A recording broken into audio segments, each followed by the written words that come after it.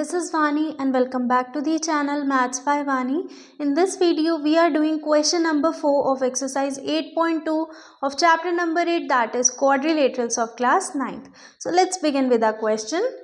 ABCD is a trapezium. ABCD हमारा एक trapezium है जिसमें कि AB is parallel to DC है. ठीक है, आप लोगों को पता ही है ट्रेपीजियम की ये प्रॉपर्टी होती है कि one pair of opposite sides is parallel, equal नहीं होती हैं बच्चा, पैरेलल होती हैं.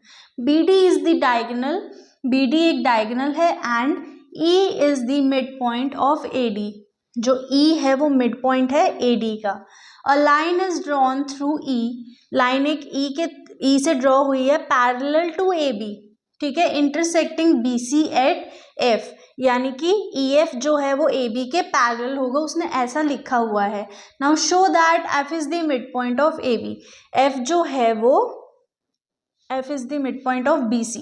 F जो है वो मिड पॉइंट है किसका? BC का. सो सबसे पहले जो चीज हमें गिवन होती है हम वो लिखते हैं. तो BD is intersecting, BD जो है वो इंटरसेक्ट कर रहा है किसको? EF at G. ठीक है, ये चीज हमने लिख ली. अब हम लेंगे ट्राइंगल जो कि हमें ऑलरेडी गिवन है. In triangle BAD, E is mid point of AD. ये हमें गिवन है कि E जो है वो मिड पॉइंट है हमारा कौन सी वाली साइड का? AD का. ठीक है, so also EG is parallel to AB. भाई अगर एक बात बताओ कि अगर कोई एक लाइन है और वो उसको इंटरसेक्ट कर रही है और उसने दिया हुआ है कि लाइन पैरेलल है AB के, तो अगर EF पूरा पैरेलल होगा तो दैट मीन्स AB के पैरेलल EG भी तो होगा ना.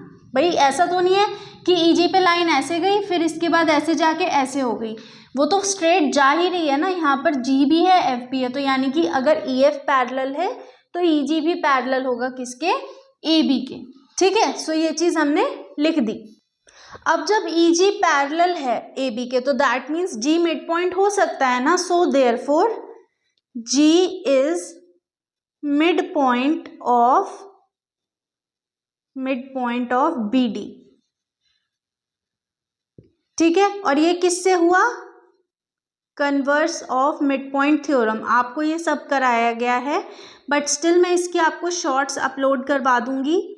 ठीक है, जिसमें कि mid point theorem, converse of mid point theorem, ये सबकी मैंने एक्सप्लेनेशन दी हुई है, वो मैं अपलोड कर दूंगी यहाँ पर. Converse of mid point theorem, इससे हमने ये पता लगा लिया कि जो हमारा G है वो मिड पॉइंट है किसके लिए?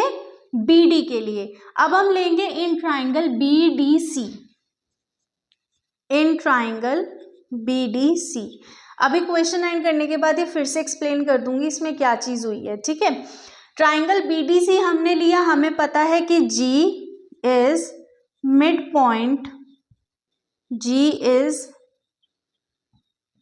Point of BD and also. अब एक चीज देखो कि जो ये GF है क्या ये पैरेलल नहीं होगा इन दोनों लाइंस के? भाई अगर ये ऑल इन ऑल पैरेलल था, देखो यहाँ पर फिर वही चीज अप्लाई हुई. मैं इसको लिख देती हूँ. Because AB is parallel to DC and EF is parallel to AB. तो therefore DC और EF ये भी पैरेलल होंगे.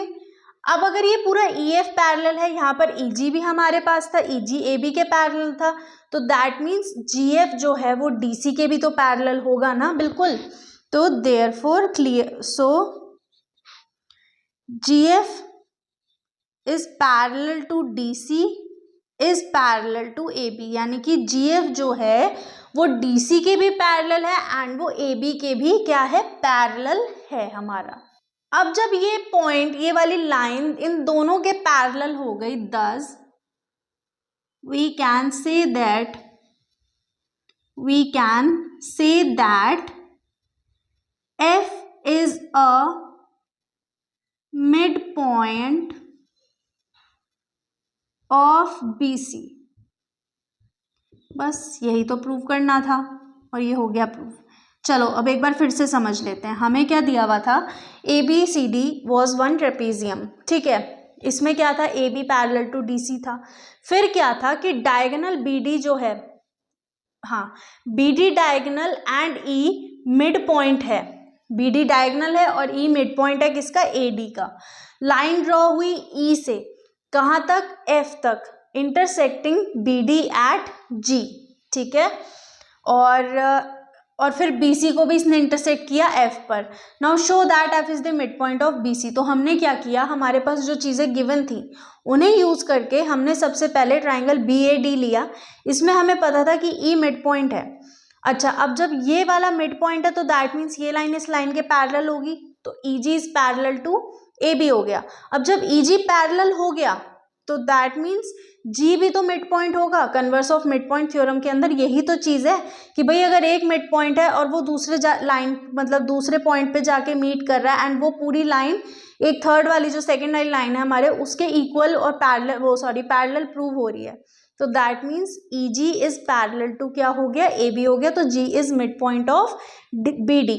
Now in triangle BDC triangle लिया, ऑलरेडी प्रूव कर चुके थे कि G मिड पॉइंट है BD का, ठीक है। G हमारा मिड पॉइंट था BD का, तो हमें ये पता था कि जब ये मिड पॉइंट एक ये है तो इस वाली GF जो है वो DC के भी पैरेलल होगा एंड AB के भी पैरेलल होगा। तो हमने ये चीज़ यहाँ पर अप्लाई करी, तो हम ये कह सकते हैं, यहाँ पर इतना भी इनफ था अगर आप ये लिख देते GF is parallel to DC, ठीक है। GF is parallel to DC, तो thus we can say that F is midpoint of BC। लेकिन यहाँ पर हमें BC प्रूव करना है, इसलिए हमें ये लिखना पड़ेगा that GF is parallel to DC and AB। सो ये था इस क्वेश्चन के अंदर, बहुत बेसिक सी चीज़ थी। आई होप आप लोगों को अच्छे से समझ आ गया होगा। So with this question we are ending our video. Now will see in next video. Till then keep practicing. Make sure to subscribe the channel, press the bell icon and do share this video.